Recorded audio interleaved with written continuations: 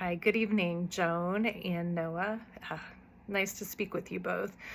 Thanks for joining me this evening. I just wanted to take a few minutes to go over your 1040 tax return that I completed for you, just to explain a few items on the return and just to see if you had any questions. So, jumping to the good part first, on your 1040 return, we are going to see a refund for you of $5,670. So let's jump right in. I think you have a copy of your 1040 in front of you now. I'm just going to highlight a few items and talk about them. And I think that'll give you a better overall idea of how the tax return was calculated and what went into getting your refund. So, Joan, you can see on 1040 line 1A that your income was reported there directly off of box 1 from your W-2, $31,000. Then we have on lines 3A, 3B, we've got information related to your dividends from your 1099 report. And then let's talk about line 7, your capital gain of $11,450. And I used Schedule D to calculate that amount, and let's just look at Schedule D for a moment to think about what went into that number. So to calculate Schedule D for the capital gains or losses, in your case it was gains, we took a look at your short-term capital gains, those stocks that you had owned for less than 1 year. And again, all this information was coming off of the 1099 that you provided. And we showed short-term capital gains of $500 and then long-term capital gains on the stocks that you owned for more than a year. Long-term capital gain was $10,950. And so when we combine those items, we're able to see a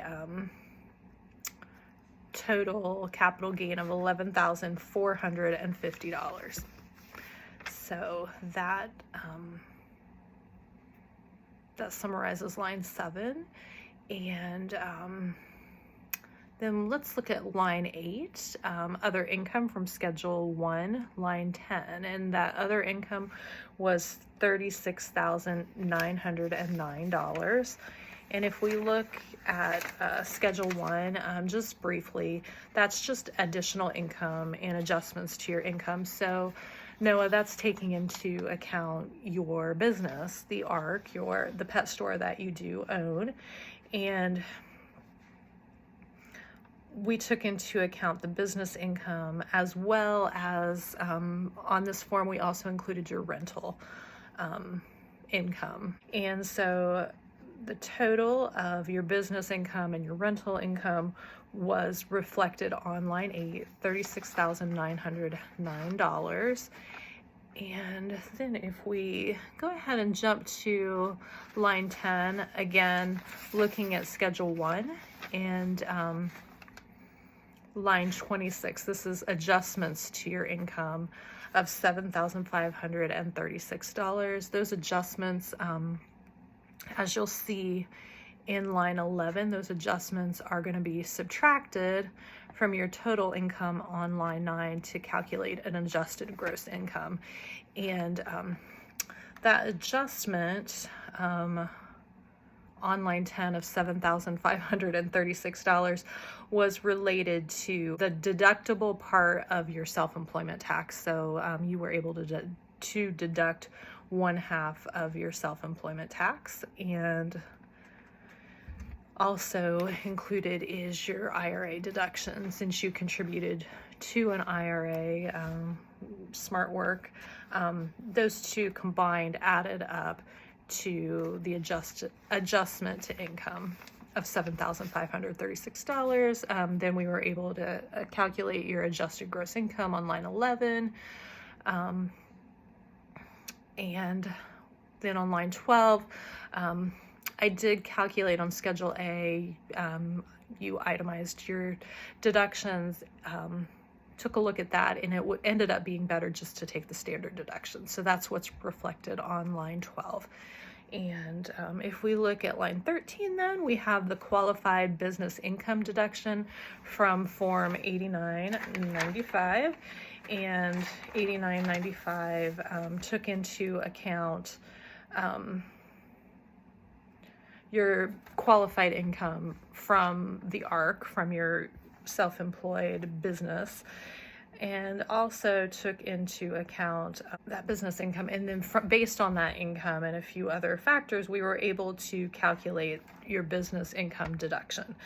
And that business income deduction calculated out to $6,673.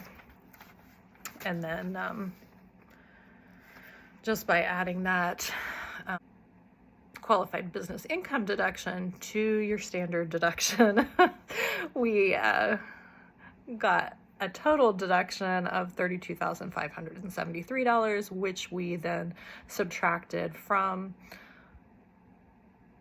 line 11, your adjusted gross income. Long story short, we calculated your taxable income on line 15 and of $41,195. Okay, let's jump ahead to line 19 and talk about the child tax credit that we were able to calculate from Schedule 8812. Let me grab that and take a look at it. And that amount was $2,358. And it was Form 8812 uses your adjusted gross income, takes into account the number of kids. You have 2 children, and using that information, we're able to take a look at the best, or we're able to calculate out your child tax credit of $2,358 on line 19. And then I'm just glancing through your tax return. So really took your payments from your W-2, and then jumping ahead, able to calculate on line 33, you had a total payments of $10,742, which is well over your total tax of $5,072 calculated on line 24.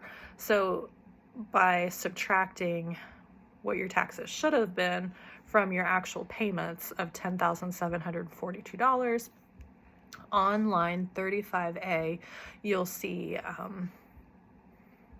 and line 34. Line 34 is the amount you overpaid of $5,670, and then finally yielding you a return on line 35A of $5,670. So I know that's a lot of information. I hope that just crystallizes the overall outcome of your 1040. Anyway, I look forward to talking with you again, working with you again next year. I hope you both have a great evening. Thanks. Bye.